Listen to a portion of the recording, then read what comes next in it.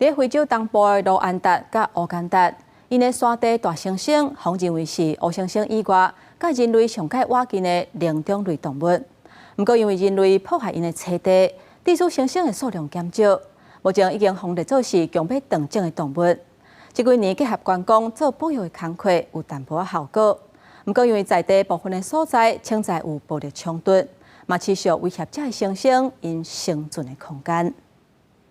阮头火山国家公园保护区无猩猩带细只猩猩咧找物件食，较这片有金毛的公猩猩，有时阵行过来看看咧。根据动物学家的观察，中西族群的山地大猩猩由公猩猩担任领导者的角色，负责保护家己的族群，毋是固定的地盘。族群之间的冲突由领袖之间定国机来解决，维护一定小派情形。在真侪人印象中，联合国教科文组织 UNESCO 主要负责全球各种有形甲无形文化遗产、自然遗产的评选甲指定。不过，事实上，全球上大保育组织之一——国际自然保育联盟 （IUCN） 就是伊所属的非政府组织。目前 ，UNESCO 的总干事奥黛丽·阿佐雷就去卢安达巡视山地大猩猩的保育工作，佮强调除了国际社会甲当地政府出钱出力，佮较重要是结合在地社区。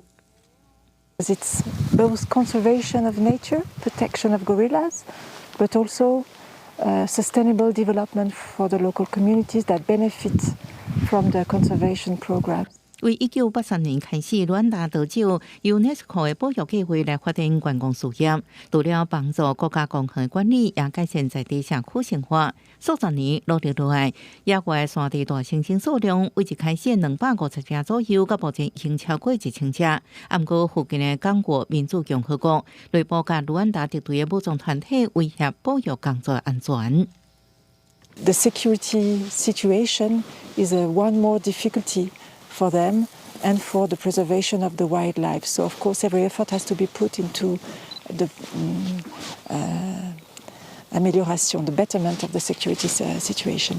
在北半球的巴尔干地区，塞尔维亚的这10几只马都安全真济。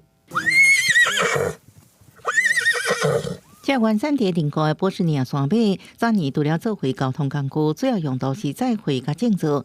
根据当地估算，塞尔维亚境内伫1975年捌有19万只这种山马，2001年只剩14000只左右。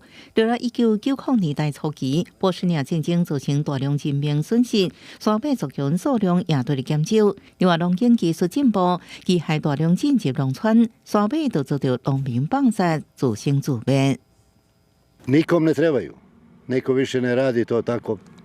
To je sada unazad 10 godina, tu nema prodaje. 因为不是保育类动物，波士尼亚山马无伫全项保护范围内，甲人口老农民有时阵早饲料来饲，甲家己伫山区找物件食。公司新闻时间真便宜。